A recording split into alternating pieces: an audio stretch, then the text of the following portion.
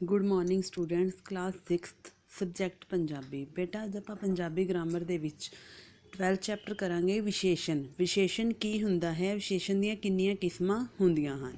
ਸਭ ਤੋਂ ਪਹਿਲਾਂ ਕੀ ਹੈ ਬੇਟਾ, ਵਿਸ਼ੇਸ਼ਣ ਹੁੰਦਾ ਕੀ ਹੈ, ਵਿਸ਼ੇਸ਼ਣ ਕਿਸ ਨੂੰ ਆਖਦੇ ਹਨ।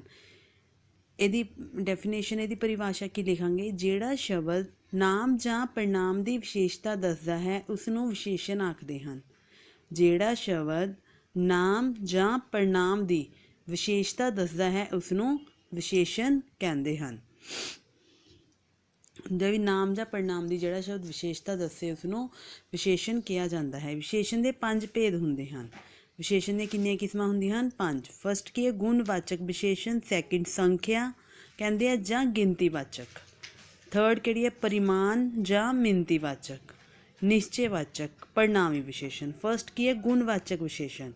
ਜਿਹੜਾ ਸ਼ਬਦ ਨਾਮ ਦੇ ਗੁਣ ਜਾਂ ਔਗੁਣ ਦੱਸ ਕੇ ਉਸ ਨੂੰ ਆਮ ਤੋਂ ਖਾਸ ਬਣਾਉਂਦਾ ਹੈ।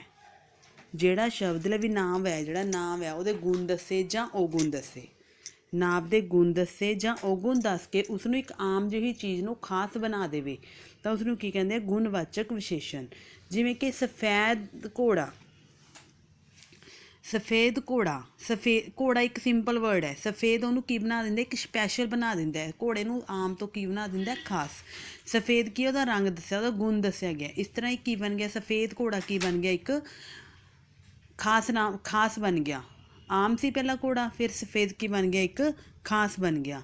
ਦਲੇਰ ਸਿਪਾਹੀ। ਸਿਪਾਹੀ ਤਾਂ ਇੱਕ ਚੀਜ਼ ਹੈ, ਸਿਪਾਹੀ ਇੱਕ ਬੰਦਾ ਹੈ, ਸਿਪਾਹੀ ਕੋਈ ਵੀ ਹੈ, ਉਹਦਾ ਕੋਈ ਆਮ ਚੀਜ਼ ਹੈ। ਬਟ ਜਦੋਂ ਦਲੇਰ ਲਗਾਤਾ, ਬਹਾਦਰ ਲਗਾਤਾ ਤਾਂ ਉਹ ਕੀ ਬਣ ਗਿਆ, ਇੱਕ ਆਮ ਤੋਂ ਖਾਸ ਬਣ ਗਿਆ। ਇਸ ਤਰ੍ਹਾਂ ਕੀ ਹੋ ਗਿਆ, ਗੁਣਵਾਚਕ ਵਿਸ਼ੇਸ਼ਣ।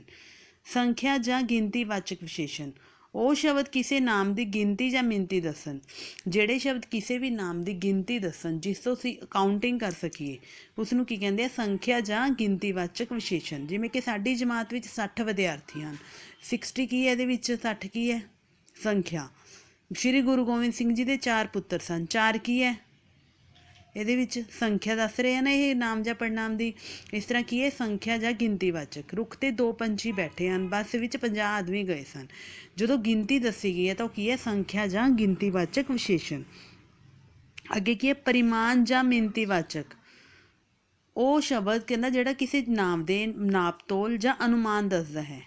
ਉਹ ਸ਼ਬਦ ਜਿਹੜਾ ਕਿਸੇ ਨਾਮ ਦੇ ਨਾਪ ਤੋਲ ਨੂੰ ਦੱਸੇ ਜਾਂ ਉਸਦੇ ਅਨੁਮਾਨ ਨੂੰ ਦੱਸੇ, ਉਸ ਨੂੰ ਕੀ ਕਹਿੰਦੇ ਆ, ਪਰਿਮਾਣ ਜਾਂ ਮਿਣਤੀਵਾਚਕ ਵਿਸ਼ੇਸ਼ਣ। ਜਿਵੇਂ ਮੈਂ 2 ਕਿਲੋ ਦੁੱਧ, ਜਿਵੇਂ ਕਿ ਬੇਟਾ ਮੈਂ 2 ਕਿਲੋ ਦੁੱਧ ਖਰੀਦਿਆ। ਇਹਦੇ ਵਿੱਚ ਕਿ 2 ਕਿਲੋ ਦੁੱਧ ਖਰੀਦਿਆ, ਇਹ ਸਿਰਫ ਪਰਿਮਾਣ ਹੈ।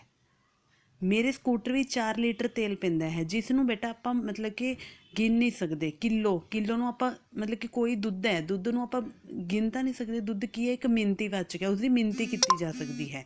ਜਿਵੇਂ ਕਿ 4 ਲੀਟਰ ਕੀ ਹੈ, ਜਦੋਂ ਲੀਟਰ ਤੇਲ ਹੁੰਦਾ ਹੈ ਤਾਂ ਉਹਨੂੰ ਆਪਾਂ ਗਿਣ ਨਹੀਂ ਸਕਦੇ, ਉਹਦਾ ਕੀ ਹੈ, ਇੱਕ ਮਿਣਤੀ ਹੁੰਦੀ ਹੈ, ਪਰਿਮਾਣ ਹੁੰਦਾ ਹੈ।